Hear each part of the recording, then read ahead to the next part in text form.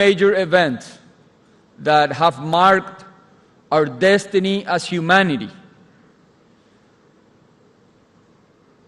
In the last 3 years, the pandemic, the conflict in Ukraine, and I would like to add one that is already here and has a growing influence, that is climate change. The pandemic taught us many things, but I will highlight 3 lessons. First, no matter our condition, we're all vulnerable. Second, we are all mutually dependent. And third, the joint action is needed more than ever. Most of us, if not all of us, struggle to get access to medical supplies and vaccines.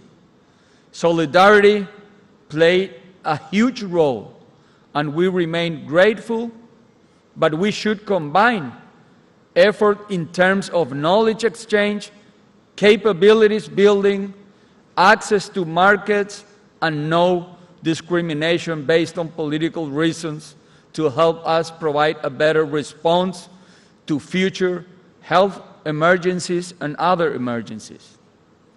In Paraguay, we successfully faced a tough challenge during those times by providing social protection to our most vulnerable people in moments where almost every economic activity stopped through temporary social programs, and it had an impact on public finances, but our government values made us prioritize life and human dignity above anything else. The key was transparency and temporality, which allowed us to return gradually to the path of fiscal responsibility, a crucial element of macroeconomic stability that Paraguay has been known by the last 20 years. We have been one of the 5 countries in the Americas that registered a growth in foreign direct investment even during the pandemic. And we are here to share our experiences and believe that this one might serve others to create economic resilience in the future. Then, I would like to draw the attention to the situation in Ukraine, which reinforced the concept that all of us are interconnected, no matter how physically far we might be.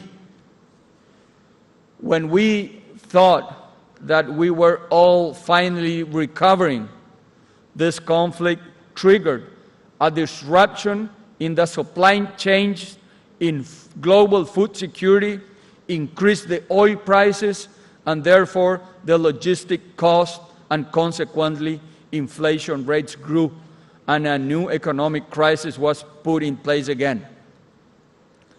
In a moment of uncertainties, the possibilities for broader strategic partnerships are then, and I will highlight what we can offer to the world as a reliable partner in food security, because Paraguay is mainly a food producer.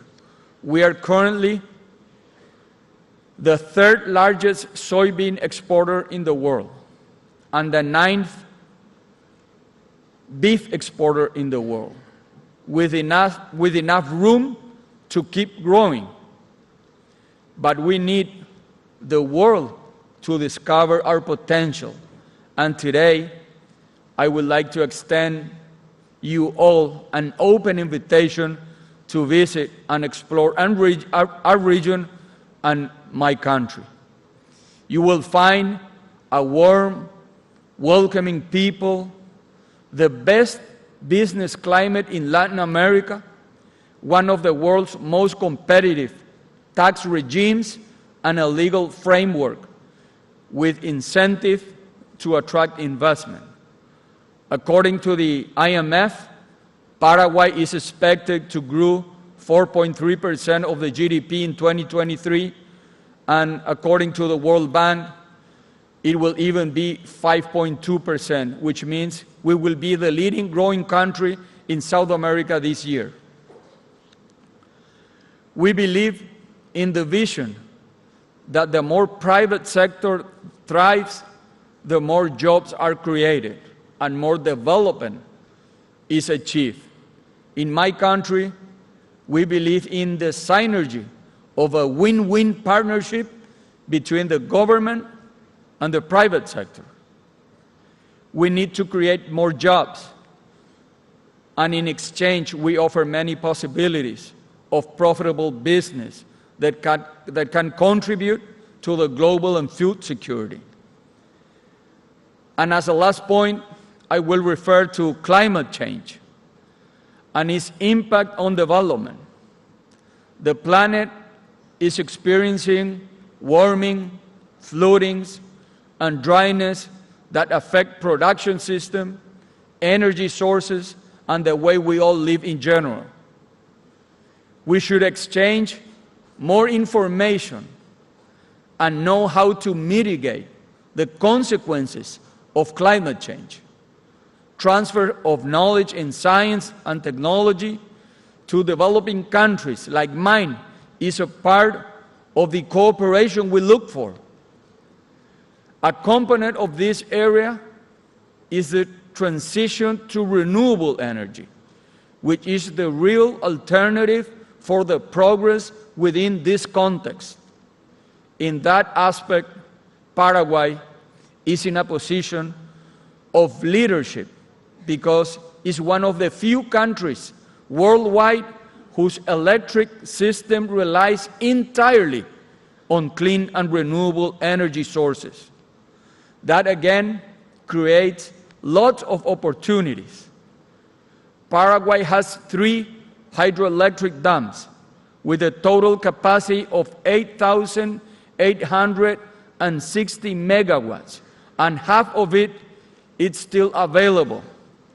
That means we can project sustainable economic growth for many years to come, attracting investment and creating industries. Again, that is an opportunity for collaboration. At the same time, we are looking for other unconventional renewable energy sources like solar and green hydrogen, and have a lot to learn from the positive cases of countries that have been working on that longer than us. In a moment where there is still an issue to produce enough renewable energy, Paraguay has abundance of it to offer. I believe each nation has something to provide to make our world more sustainable, and this is clearly our contribution. Ladies and gentlemen, the second U.S. President Franklin Delano Roosevelt said, "Friendship among nations, as among individuals, calls for constructive efforts to master the force of humanity in order that an atmosphere of close understanding and cooperation may be cultivated." I believe in that. So I invite all of us to work together and to be more close. Thank you very much, and God bless you all. Thank you, Your Excellency, for this main address. Thank you.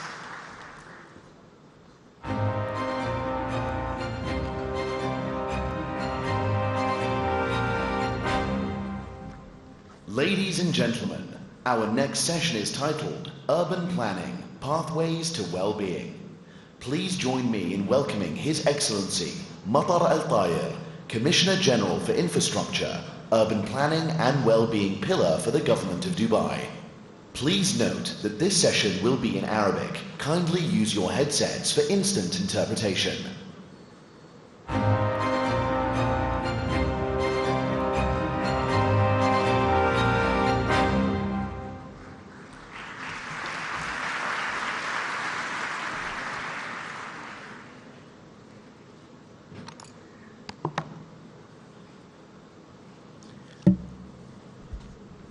أصحاب السمو، الشيوخ، أصحاب المعالي والسعادة، الحضور الكرام، السلام عليكم ورحمة الله وبركاته.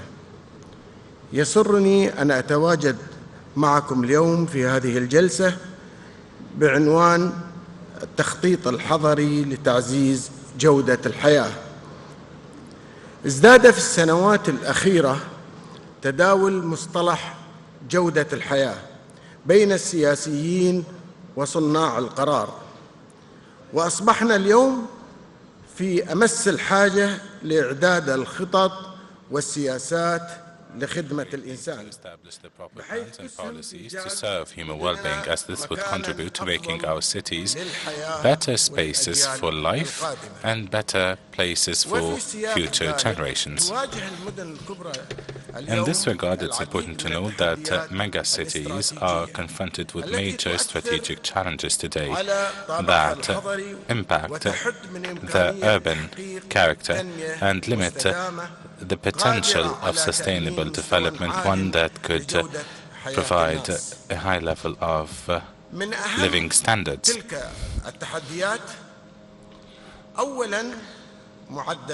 These major challenges include the rapid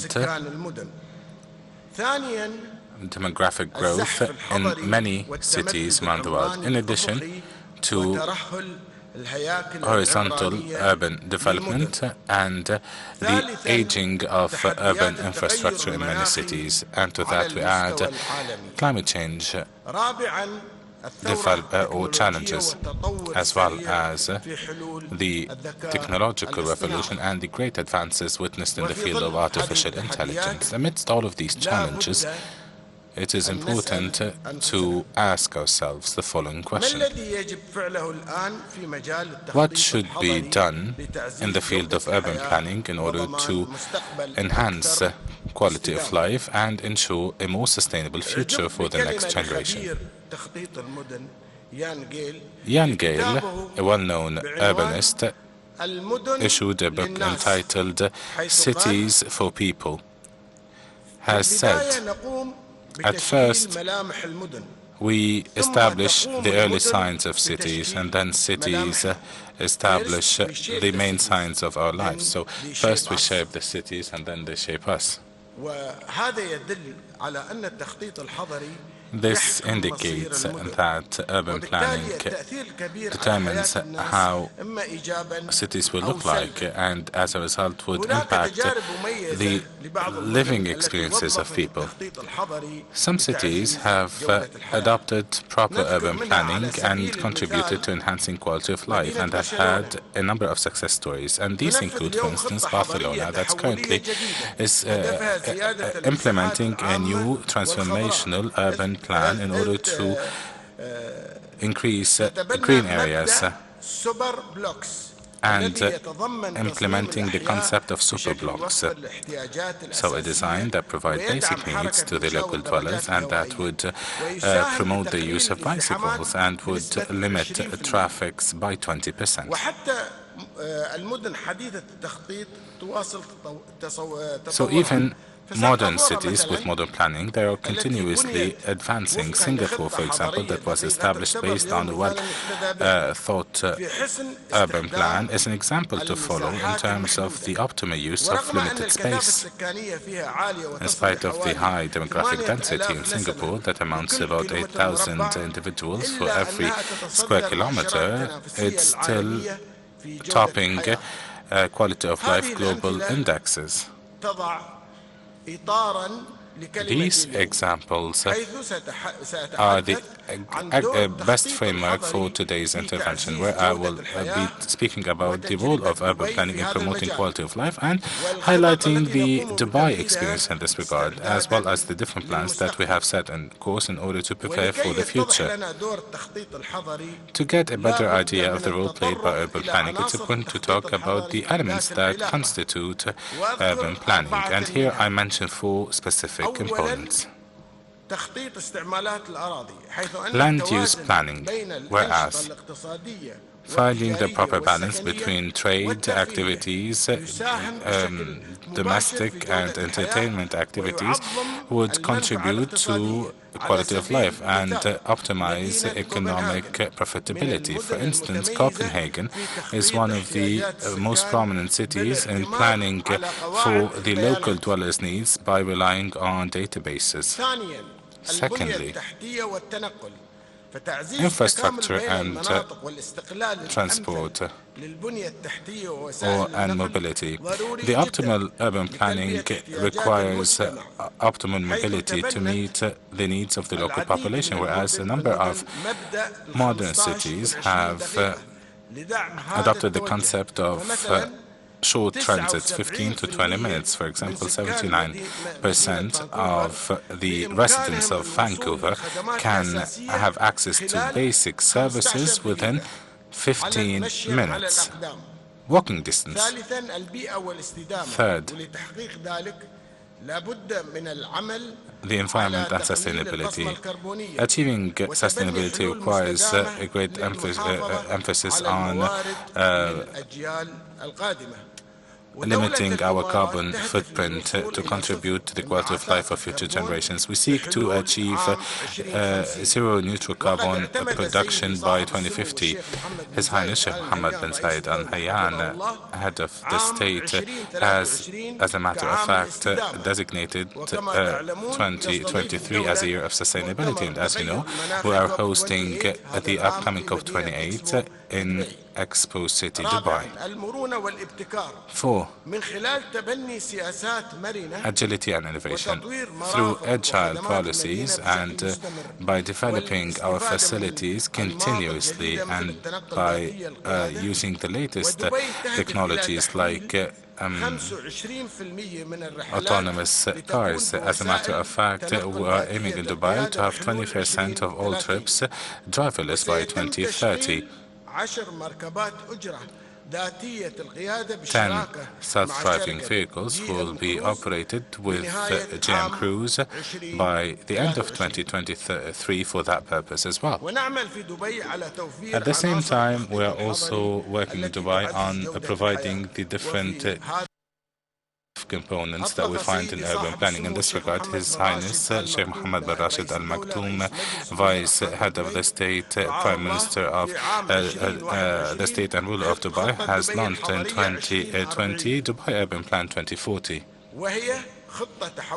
which is a strategic, transformative plan that is agile and that emphasizes the element of human well-being. Before discussing the objectives of that urban plan, allow me to share with you a quick historical overview of the urban planning history in Dubai.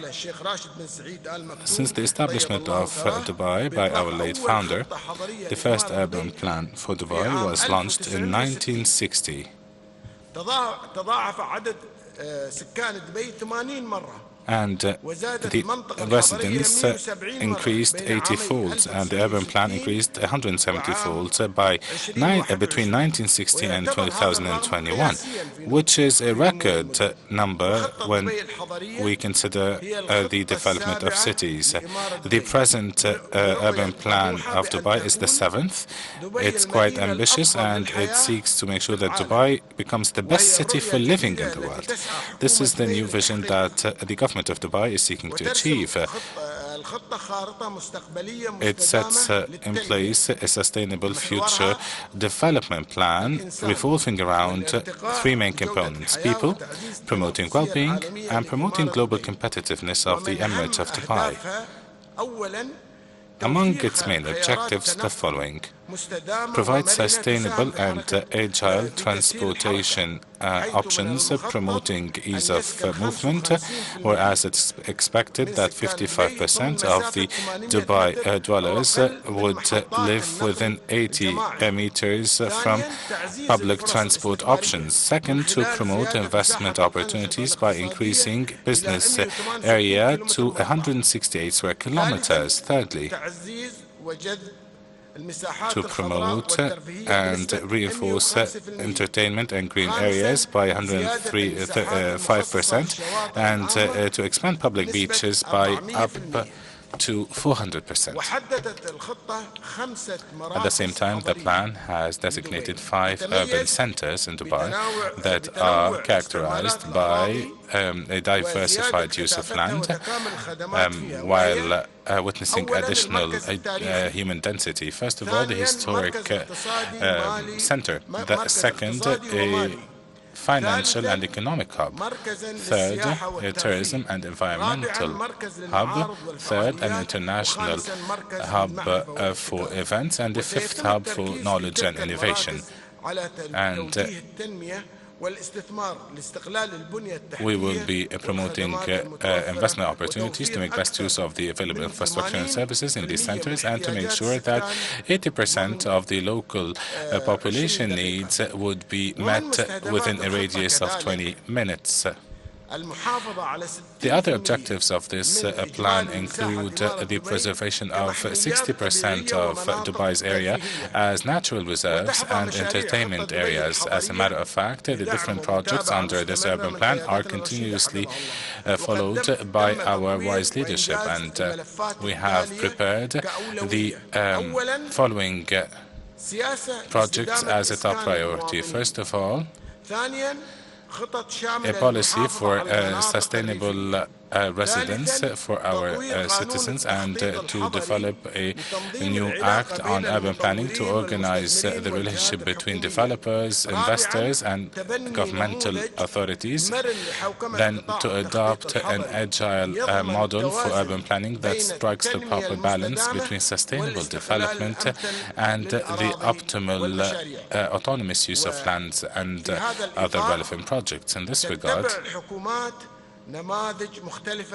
governments adopt a myriad of models for urban planning, and we have decided to adopt a centralized municipal development plan, and then a centralized plan to promote the cooperation between municipalities and the federal government. And in Dubai, we have actually adopted an urban planning model by establishing a high commission on urban planning with the participation of the relevant governmental authorities and different major urban planning authorities, based on the guidance of our wise leadership in order to achieve the optimized level of well-being for the residents and visitors of Dubai. We are presently working on developing a comprehensive strategy for quality of life in the Emirate of Dubai in cooperation with 17 other authorities within the Emirate. And this strategy covers all factions of the society and seeks first and foremost to develop a new model in Dubai for optimized quality of life, and to enhance Dubai's attractiveness as the best quality of life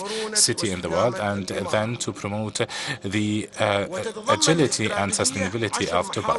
The strategy comprises 10 major axes that are divided under 3 tiers. First of all, the individual tier, and it includes 5 main axes: health, security, safety, education and employment. Then the community tier, it includes the community and relations, as well as culture and entertainment levels. And then the third tier, the city tier, it includes the sectors of transportation, natural environment and urban environment.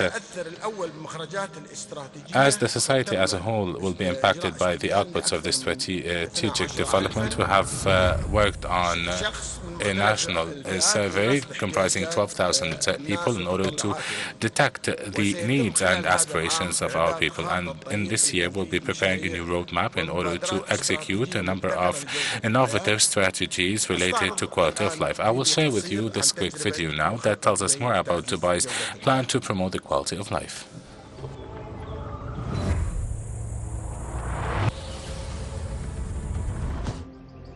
شغوفون بالحياة، نؤمن بالمستقبل، نؤمن بالإنسان، بالحاضر المزدهر والمستقبل المستدام.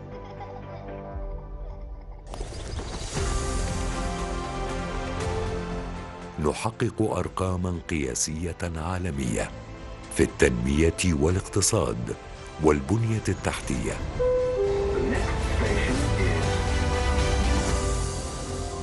نمضي بأفق جديد برؤية تنموية مستدامة بخطة حضرية محورها الإنسان نعزز بها جودة الحياة، نخلق مستقبلا واعدا، مستقبلا متطورا في بيئة نموذجية وخدمات تكاملية توفر السعادة والرفاهية.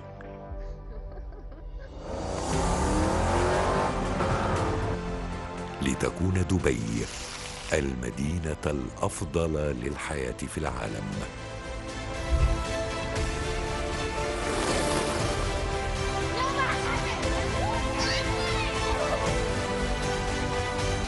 ويظل الاهتمام بالإنسان العنوان الأبرز في اهتماماتنا وعملنا، وتنمية الإنسان عندنا أهم من تنمية العمران.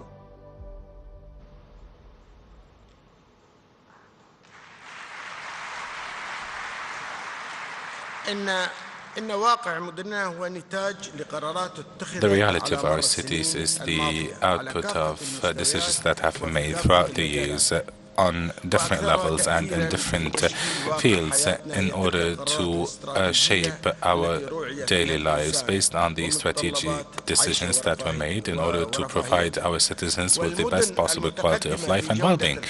Cities that are advanced in terms of quality of life are those cities that revolve around human beings and provide the proper safe environment for people with green spaces, agile transportation means that are sustainable, in addition to adverse activities that contribute to building a society where individuals have the best living conditions. In light of what I've mentioned, I would like to share with you the main 6 lessons that we've learned from Dubai's experience. First of all, the different plans and strategies that need to fundamentally revolve around the human being. Second, to determine our priorities and to adapt them to present and future needs in order to ensure the sustainability of resources. Thirdly, to concentrate on the aspect of governance as an organizational structure that allows for the best implementation of outputs and outcomes. Fourth, to ensure integration between plans in all areas in order to properly assess the need for mobility. 5, to use the best advanced technologies, including artificial intelligence and big data, which would contribute to promoting the efficiencies of cities and promote decision-making. And 6th, to continuously review the support plans related to urban planning, which would allow us to best adapt to latest changes. The success of cities in providing an urban future and present for current and future generations needs from us to reconsider the urban planning tools, especially traditional ones, and to replace them with an innovative system that would go hand in hand with the rapid technological Successful cities are not born by coincidence, but they are first and foremost the result of a systematic planning, a high-level execution, and continuous development. I would like to conclude with a statement made by Sheikh Mohammed bin Rashid Al Maktoum. We continue working to provide a globally recognized developed city aimed at the well-being of societies, promoting individuals, promoting innovation and success. Thank you very much for your attention. May God's praise and blessings be upon you all.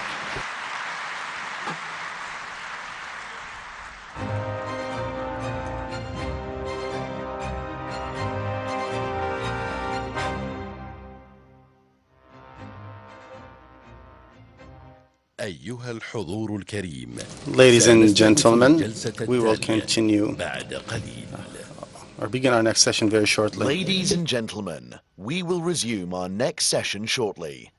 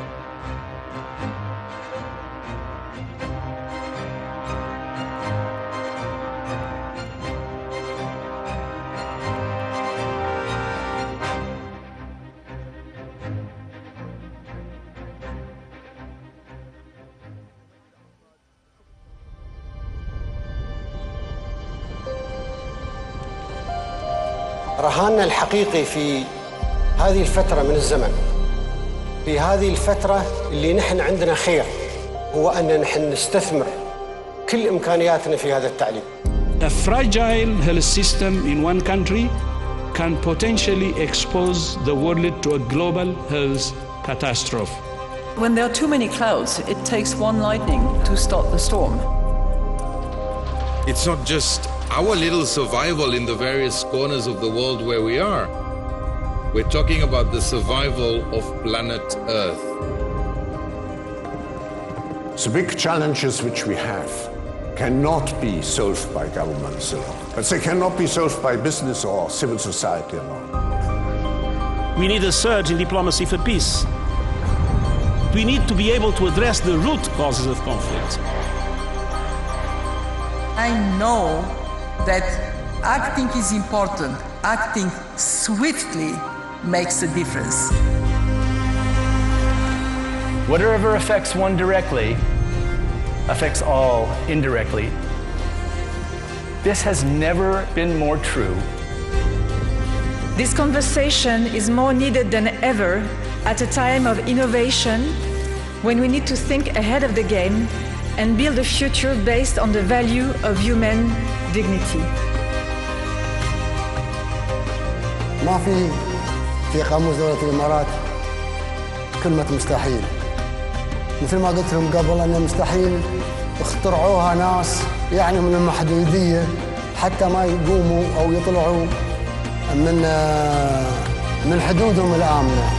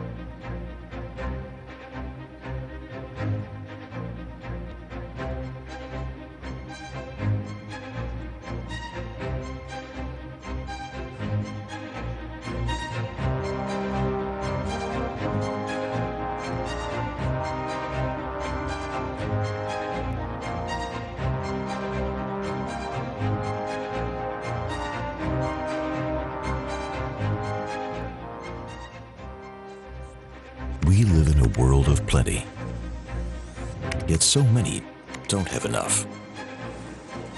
Our world is constantly evolving. New opportunities come with countless decisions. But how can we champion positive change and mitigate risks, and use our collective strength to empower and leave no one behind? The truth is, our every action shapes the lives of many. Accelerating development and governance is laying the groundwork for the future of societies and healthcare. Exploring new frontiers pushes the boundaries of knowledge and increases our resilience and connectivity. Reinventing the world that surrounds us is putting the focus back on the very thing that made us excel. Join us as we explore new ways in shaping the future. World Government Summit, Shaping Future Governments.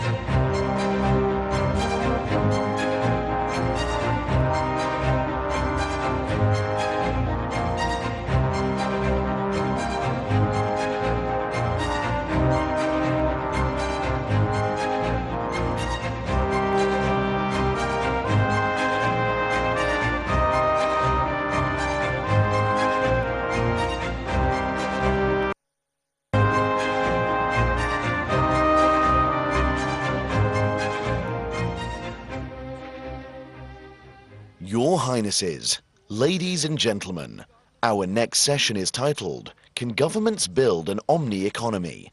With Her Excellency Kristalina Georgieva, Managing Director of the International Monetary Fund. This session is moderated by Richard Quest from CNN.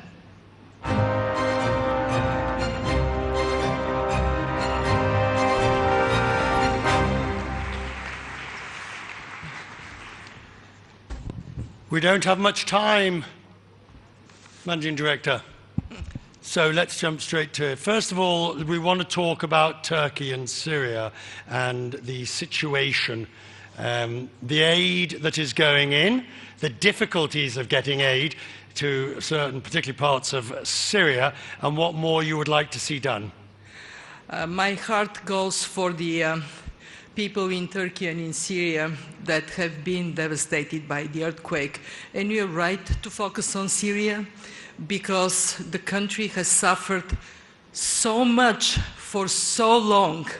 It is now a moment for all of us to stand by people that are devastated and to get aid to move faster, to get to those who need it. It is a responsibility of the international community to act as one. Because the way I'm reading it, the UN's going to consider lifting certain sanctions or opening certain new borders, the EU. I mean, these are meetings that will take not days when people are dying now. But at the same time, it has to be done in a considered way. So how do you square that circle? By focusing on what matters the most. And it is the children, the women, the men that need help. Nothing is an obstacle when your heart is in the right place, Richard. I used to be Commissioner for Humanitarian Aid. People cannot wait days when they have no shelter, no food, no water. But what do you do in an environment like Syria where you've got questions? I mean, I hate even discussing it, but this is the reality. The reality is people are discussing whether rebel-held areas will be... I think we need to pause for a moment, if you'll bear with me. I'm not sure why we're pausing.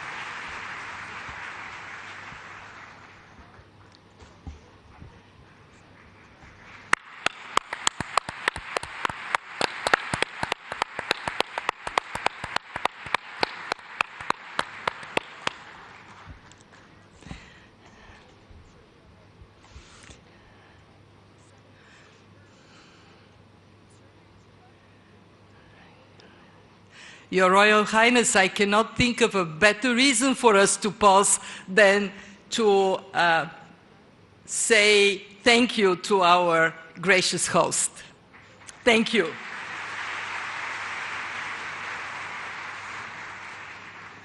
With Your Excellencies. And I'm sorry, now I need to fix the protocol, Richard. No. Your Highness. Oh, one of the things I love about this place, one of the things I absolutely adore is that business we get on with business and protocol follows after. With your permission, sir, we'll continue. Thank you. Now, back to where we were. What do you do, Managing Director, though, where you have an environment where will the rebel or held territory let the aid through? Will the government send aid that is sent to them, to rebel-held territories? These are real problems. Well, the first thing you do is you trust those who have specialized to deliver aid in these kinds of circumstances. And I have high respect for the Red Cross, for the humanitarian organizations like UNICEF, like World Food Program. Let them move. Just don't stay on their way. Let's talk about growth. You recalibrated growth, which is a posh way of saying raised it. Well, it's all over now, isn't it? That's the end of that. We can move on. Nothing to see here. Crisis over. Richard, I am not an English native speaker, but what we project is less bad, not good. So we are still in a difficult time. Why? because growth this year is slowing down vis-à-vis the previous year, from 3.4% to 2.9%, and because inflation has not quite evaporated yet. Why we are more positive? We are more positive for three reasons. One, because in the United States and in the EU, labor markets are remarkably resilient. People have jobs. When people have jobs, even if prices are high, they still spend. Two, China has finally opened up and their economy is perking, contributing to global growth. Three, because we have seen surprisingly good results of central banks tightening up financial conditions and inflation finally trimming down, although the fight is not yet won. Oh, it's far from won. You say it is trimming down. The problem is traditional economics requires there to be an increase in unemployment if you're going to bring inflation down to target. I don't like saying it, but that's the reality. What we would see is some increase in unemployment, but from an incredibly low But we're number. not seeing that weakness in labour markets, which suggests that there's going to have to be a good few more doses of monetary tightening. We will see monetary tightening with us this year, but not more. This tightening to continue way into 24. And let me stress that we have markets that are in love with good news, and they do not keep their ears open for the more nuanced message they're getting from the Fed, from the European Central Bank. So what is happening is Chair Powell says we're seeing headline inflation moderating, and then he says, but the job is not yet done. Markets hear the first part of the sentence, they don't the second. Are you surprised at the innocence, naivete, or just simple stupidity of markets in that they, because I've been following this for months now, and you're right, ma'am, they hear the first bit. For months, the central bankers have been saying there's more to come. The markets don't hear it. Well, I think that the markets actually have a good reason to be more upbeat, because what they are finally seeing is the US economy likely to avoid recession. 2-3 months ago, that likelihood was much lower. They're also seeing China reopening and the Chinese consumer rushing to spend the money they saved during the pandemic, during the lockdown. So there are reasons to be more optimistic. And since we are in the Emirates, they are also seeing some parts of the world economy performing really well. Your Highness, your country being one of those that are performing really, really well. So we can express, on behalf of the whole world, we want to thank these economies like India, like the Gulf countries, for giving a good momentum.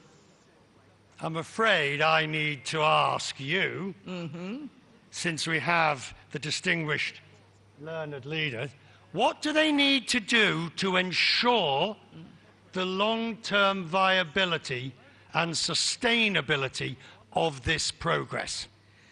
What they have been doing over the last years, which is relentless pursuit of reforms. There is this impression that the only reason the Gulf countries are doing well are high oil and gas prices. This is not true.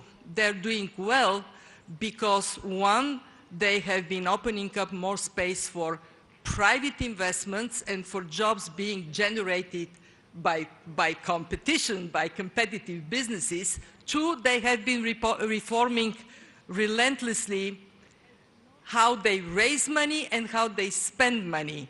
We are seeing in the Gulf much more reliance on collecting taxes. The Emirates are going to introduce corporate tax, and we are also seeing much more attention to public spending to go where priorities are: education, health, productivity based. Do you think that that is an example of what you're seeing is a maturing of these economies? Certainly. We see diversification being the mantra of growth today and in the future, and rightly so. On this question, one criticism has come up in terms of COP28 and the appointment of essentially a CEO of an oil company, a very large oil company. The phrase is "let the fox into the hen house," to describe it. Do you have confidence that the COP28 process will be transparent in that sense?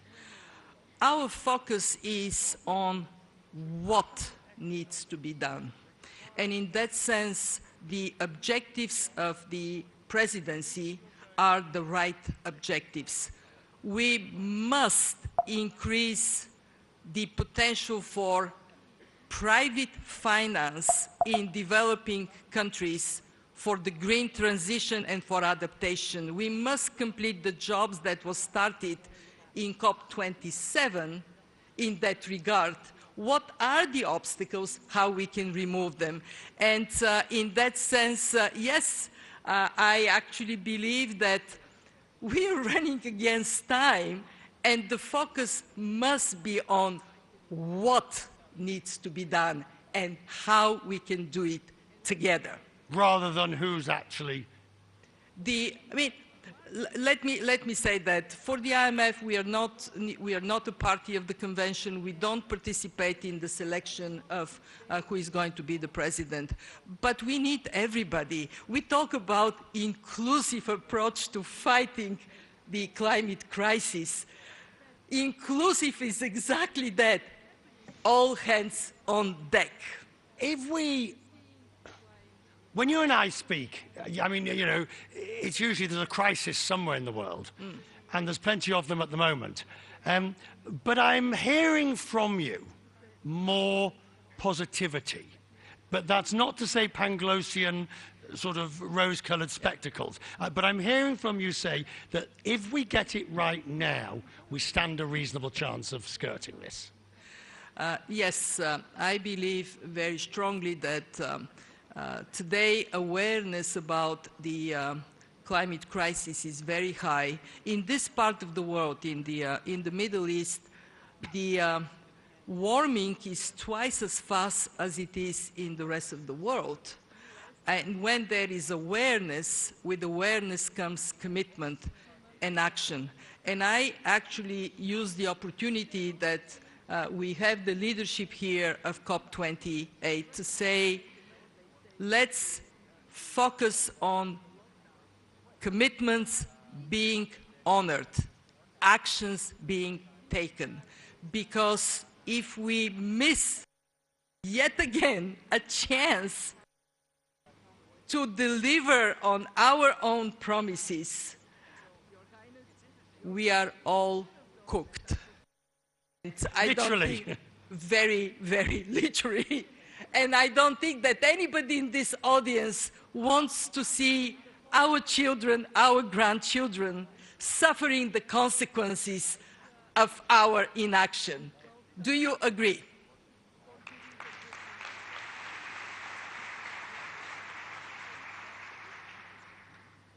You bring moments, refreshing bluntness, a warm-hearted, a steely you know, yes. you stand for any nonsense. I so much agree, Richard. Look, one thing that I want to be remembered with as being the first managing director of the IMF that comes from an emerging market with the experience of living through an IMF program is that my job is to keep our global community together, to keep the world economy integrated. And I am relentless in pursuing my job. When do you sleep? What is this thing, sleep? I heard about it. What is it? It's a bit like that other word. Weekend. So I have one way to recharge, and for those of us in the audience that have grandchildren, you would immediately understand it. Spending time with my grandchildren, who I adore. Thank you very much.